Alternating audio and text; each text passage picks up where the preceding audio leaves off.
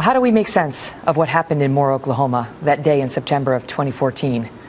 Was Alton Nolan's attachment to radical Islam, his fascination with beheadings, his hatred of America to blame?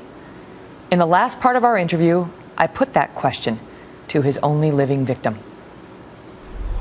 Now, Nolan had been radicalized. Were you aware of that? Mm-mm.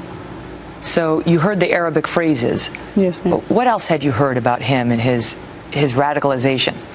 Nothing really at all. And were you aware of the fact that he was trying to convert people at Vaughn Foods to Islam? Not till later on down the line.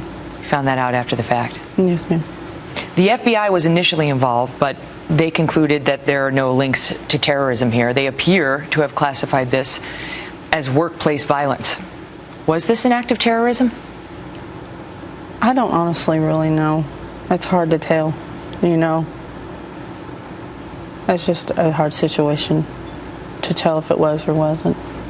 Do you feel like you are the victim of a terror attack? A little bit.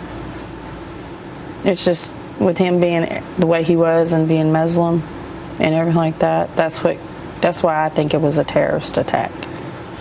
Mm-hmm.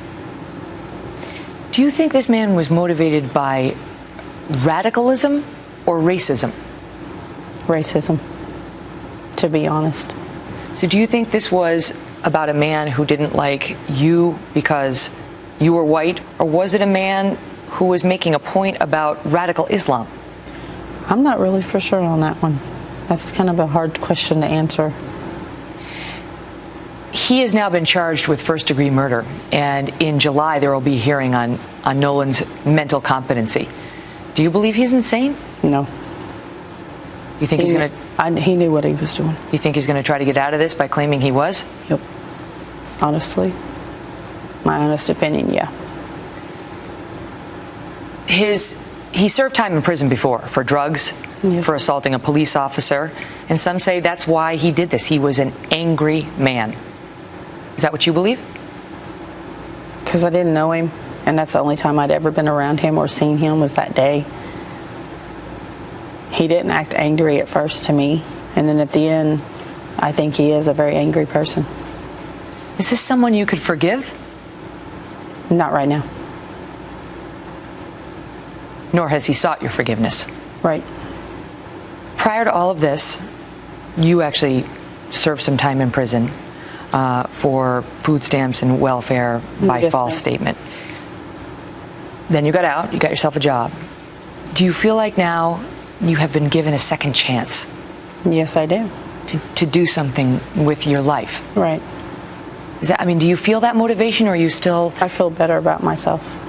A lot better about myself. This didn't help, but it's helped me out in the long run to grow up a lot. Mm-hmm. And realize, yeah, I did in the past, but my past is my past. Mark Vaughn says he is no hero. He says anybody would have done what he did. And you say? No, he's a hero. He's my hero. And he's everybody else's hero that he saved their lives too before anything else happened. If he's watching now, what would you like to say to him? That he's a hero. And if it wasn't for you, I wouldn't have the second life I have now. I wouldn't be here. Thank you. Traci, thank you so much for being here. Thank you. All the best to you. Thank you.